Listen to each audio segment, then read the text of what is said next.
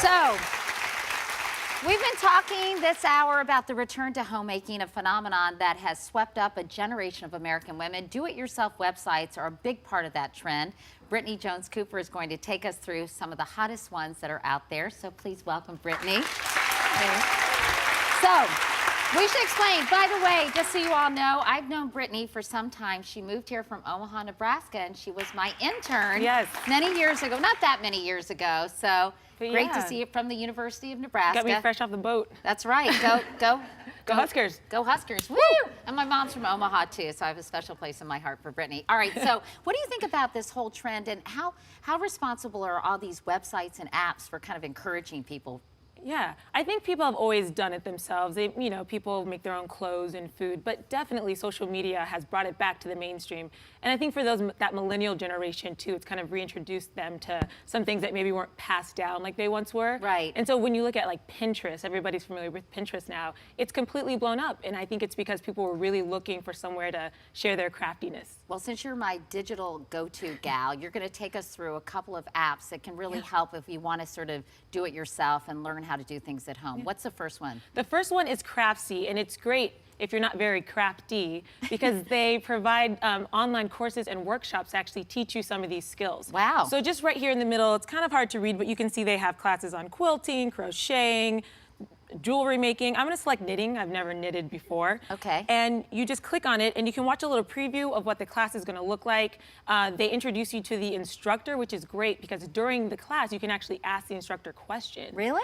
And you can interact with the other people taking the class. So that's cool. Yeah, it's $40, but I think it's an investment. If you're really trying to learn one of these skills, you can take it from home and you can take the class whenever you want. So how many classes, for example, for every course? Do you know? I mean, definitely when we look back at knitting, there's like 10 pages to go through. So you definitely have your pick, and they have a specific, if you want to make a scarf, you can take an actual class to show you. If you want to make baby booties, there's very specific classes. Wow, like knit beads. Yeah, who knew? Who knew? Okay, there's another one that teaches what another how-to kind of app. So WikiHow is great because they have thousands of basic how-to articles. My first thing is, how do they do that? And it answers that question. When you go to the app, it actually has very basic, like how to survive an animal attack and how to learn. I need to know that. Right, you never know where a bear is going to pop out. But if you want to be extreme scenarios. Right. Yeah. All right. But if you want to be super specific, like let's say after Shakira was talking about canning jam, you want to learn how to do that. You just type it in, and it's going to bring up dozens of articles on how to make different things. So, oh, that's cool. Grape jelly, it's going to take you through step by step how to do it. It's going to give you pictures. Some even have videos. So it really kind of breaks it down and makes it super easy. I needed this when I was making my strawberry preserves, yeah. right? I didn't want to say anything. And finally, there's Etsy, right, which is so popular. And this is a place where people actually sell their homemade things, right? Yeah. So once you have your skill down and maybe you want to share it with people other than your friends and family, you can go to Etsy. So this is my Etsy feed, and I'm not crafty. Yeah. So I like to just check out homemade things that people are making, and I can support them that way. But if you want to sell on Etsy, you can set up your own Etsy shop, which is basically like your own online store.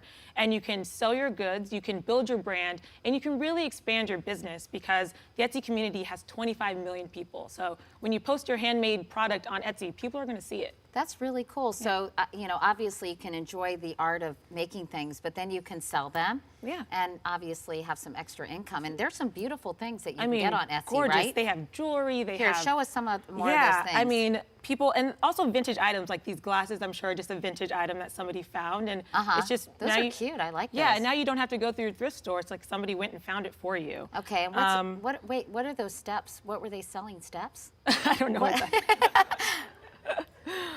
This must be photography, yeah. Oh, okay. So this is a photographer who wants to sell their photography. Again, this just widens their market. So they're not just selling in their hometown, they're selling to the world, really. It's in 200 countries, so it's everywhere. That's amazing. Well, Brittany Jones-Cooper, thank you. Digital, yes. my digiboo. Thank you. And by the way, Brittany does such a good job. I'm so proud of her. We're going to have information on all these sites and some others. Just go to katiecouric.com for that. A huge thank you to all of my guests today. I really enjoyed the show. I'm actually feeling a bit inspired. I may go backstage and finish crocheting that scarf that I stole from Vanna White. I hope you feel inspired too. Thank you so much for watching. We'll see you next time.